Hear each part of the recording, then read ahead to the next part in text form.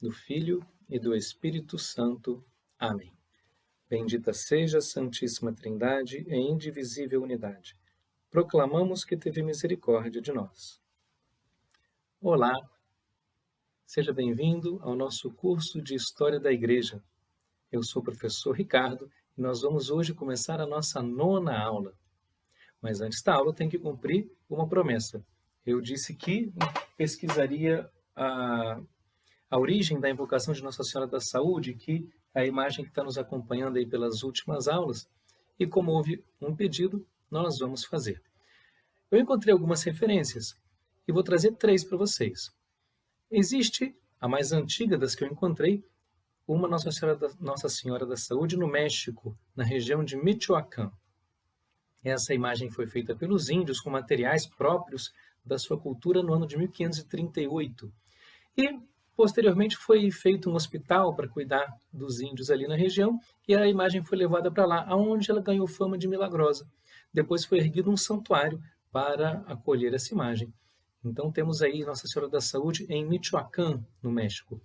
Mas também, talvez ainda mais famosa, existe a Nossa Senhora da Saúde em Portugal. No ano de 1568, iniciou-se uma grande peste em Lisboa.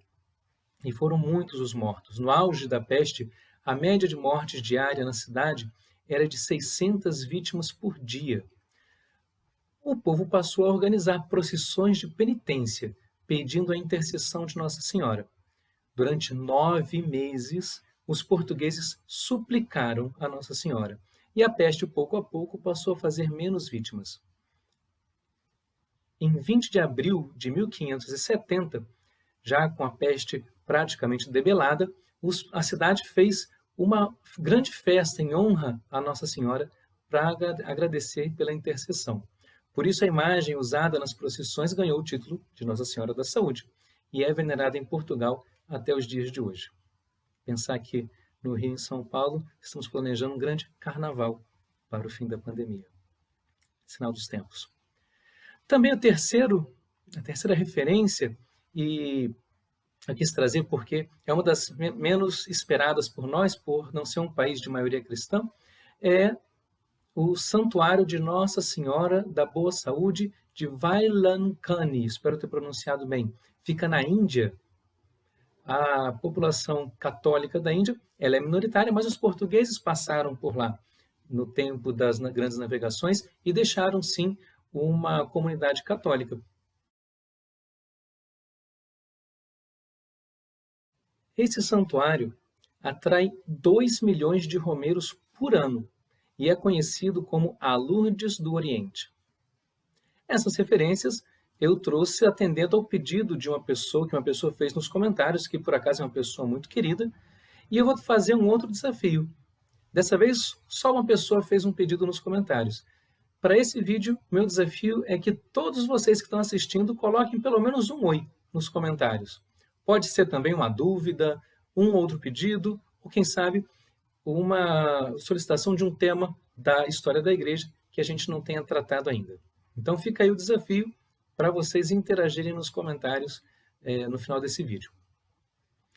E entrando no nosso assunto de hoje, vamos lembrar que no vídeo anterior falamos sobre Constantino e a igreja. Esse vídeo, o anterior, é muito importante. Se você perdeu, não deixe de assistir para saber qual o papel daquele importante imperador na história da igreja, porque tem muitas informações que ficam aí mal explicadas e a gente tentou esclarecer tudo direitinho no vídeo, tá bom? Após a morte de Constantino, seus filhos tentaram ocupar o trono imperial. Mas depois de um período de confusão, que não faltava no tempo do Império Romano, era confusão para suceder o imperador, após esse período foi Juliano quem se tornou imperador.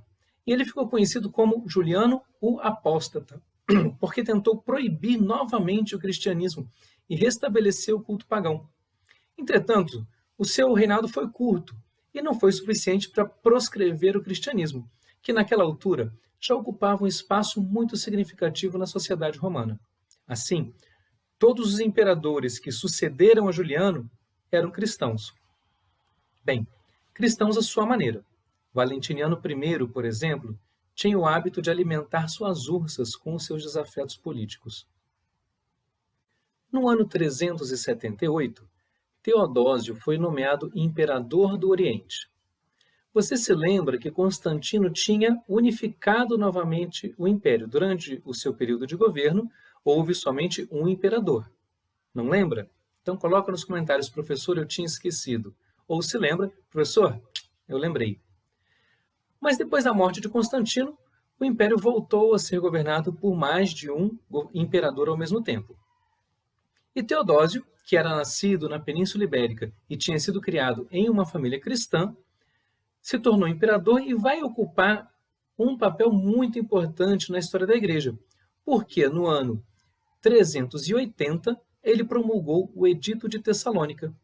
Através dessa lei, o culto pagão foi banido do império e o cristianismo se tornou religião oficial. É uma situação diferente do que aconteceu em 313 com o Edito de Milão de Constantino. Ali, anteriormente, simplesmente havia sido dada liberdade de culto ao cristianismo e a todas as outras religiões. Agora, no ano 380, Teodósio estabelece a religião do Império Romano é o cristianismo. Evidentemente, isso traz vantagens e desvantagens. Como vantagem, é natural que o cristianismo, a partir daí, pôde crescer mais livremente e agora, definitivamente, sem entraves legais por parte do Império. Podemos dizer que foi bom, tanto para o cristianismo quanto para o Império, porque a unidade religiosa também podia contribuir para a estabilidade política, que era algo que os imperadores romanos dificilmente alcançavam naquela época. Mas, como desvantagem, a gente pode fazer uma lista, né? Em primeiro lugar, devemos dizer o que qualquer um pode perceber. Não existe conversão à força. É verdade que Nosso Senhor nos deixou a missão de ir e ensinar a todas as nações, como está em Mateus 28, versículo 19. Contudo, isso não torna válido que um governante determine qual fé seus súditos devem seguir. Isso é óbvio para nós, certo? Mas não era óbvio há 1.600 anos atrás. O óbvio naquela época era justamente o contrário. Teodósio não inventou nada original. O próprio Império Romano, até 313, se sentia no direito de proibir as pessoas de serem cristãs, como nós já vimos. Do mesmo modo, todos os reinos que se formaram a partir das invasões germânicas ao Império fizeram a mesma coisa, ou seja, esse era o padrão para a época. Faz com que seja certo? Não. Mas será que nós podemos exigir que os homens, mesmo os da igreja, agissem de forma diferente? Também não. Outra consequência que também costuma ser motivo de crítica para a igreja é o cada vez maior envolvimento dos eclesiásticos com assuntos políticos e administrativos. Realmente, de modo geral, isso não é bom. Mas vamos ver com calma as circunstâncias da época. A instabilidade política do Império Romano já foi mencionada várias vezes em aulas anteriores. Basta pensar na mudança constante e às vezes violenta de imperadores e na coexistência de até 4 imperadores simultaneamente. Também já foi tratada em uma das primeiras aulas a crise do escravismo, com seus efeitos econômicos e sociais. E junto com tudo isso, mesmo antes do Edito de Tessalônica, povos germânicos já começavam a cruzar a fronteira do Império, em especial os francos no Ocidente e os ostrogodos no Oriente. Ou seja, os romanos já tinham iniciado seu processo de decadência. Suas cidades mais afastadas careciam de uma administração eficiente e até da defesa das legiões romanas, que já estavam enfraquecidas e divididas nas constantes lutas por poder entre os aspirantes ao posto de imperador. Foi um movimento natural que os bispos assumissem parte da responsabilidade pela organização administrativa e pela defesa do povo. Um exemplo máximo disso aconteceu na própria cidade de Roma, quando o Papa São Leão Magno, por 2 vezes, teve que sair em defesa da cidade contra invasores germânicos. Em 452, ele foi enviado pelo próprio imperador Valentiniano III em uma missão diplomática junto a Átila, o temível chefe dos hunos, e conseguiu impedir a invasão e saque da cidade. 3 anos depois, o usurpador Petrônio Máximo, que tinha assassinado Valentiniano III e pretendia ocupar o trono em seu lugar, ele fugiu da cidade diante da chegada dos vândalos. São Leão Magno conseguiu negociar com o invasor, evitando que o saque fosse feito à custa da destruição da cidade e salvando assim da morte muitos milhares de romanos. Enfim, os pastores da igreja não podem fechar os olhos para as necessidades de seu povo. Quando não há mecanismos para que o povo supere por si mesmo os problemas mais graves, os padres e bispos têm percebido ao longo da história a necessidade de intervir, e assim o fazem. Um bom exemplo de que a cristianização do império não significou a submissão da igreja nem ao império, nem a nenhum outro poder, foi o acontecimento conhecido como Massacre de Tessalônica, no ano 388. Após um tumulto na cidade, um chefe bárbaro a serviço de Roma foi morto. Teodósio ordenou uma severa represália que provocou a morte de centenas ou milhares de pessoas, e aí depende a fonte que se consulte. Por causa desse evento, o bispo de Milão, Santo Ambrósio, negou ao imperador os sacramentos e o obrigou a fazer penitência, no que foi obedecido. E já que voltamos a falar de Teodósio, vamos registrar que em 394 ele conseguiu unificar o império de novo, mas pela última vez na história, e aí foi por pouco tempo, pois Teodósio morreu no ano 395.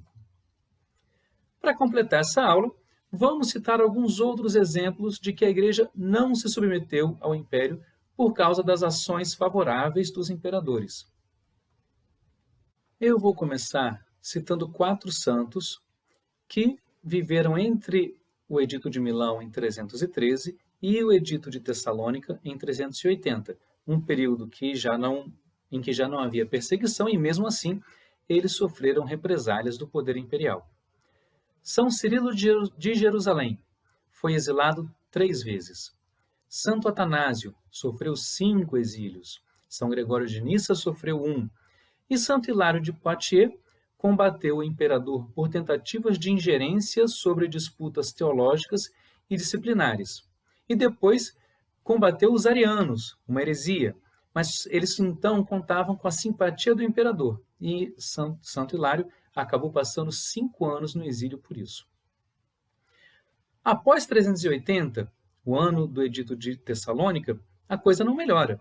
São Cirilo de Alexandria vai ser preso e exilado por combater uma heresia que era defendida pelo patriarca de Constantinopla e contava com a simpatia do imperador.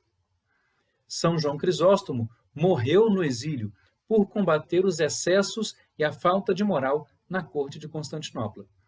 E Santo Ambrósio, que nós já vimos, repreendeu Teodósio e não temeu uma resposta violenta do imperador contra si.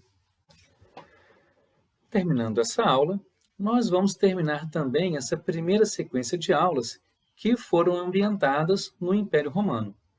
No ano 476, Roma foi saqueada pelos Érulos. O imperador foi deposto e o Império Romano do Ocidente teve seu fim. É irônico que Roma tenha resistido diante de adversários tão fortes e foi cair diante de um povo quase desconhecido. Mas o fato é que a partir de 476, o Império Romano só subsistirá no Oriente. O Ocidente ficou entregue à sua própria sorte e diversos reinos de origem germânica vão surgir. Nós vamos falar sobre isso em breve, olhando com mais atenção para os francos. Antes, porém, terei que cumprir a promessa de falar sobre as heresias do princípio do cristianismo. Se você não quer perder esses assuntos, não se esqueça de se inscrever e ativar o sininho. E se você acha que a aula de hoje pode ajudar outras pessoas a entender esse período da história da Igreja, compartilhe o vídeo e marque o sinal de gostei, porque quando você faz isso, o YouTube passa a sugerir o vídeo para outras pessoas também. Espero você no próximo vídeo e fiquem com Deus.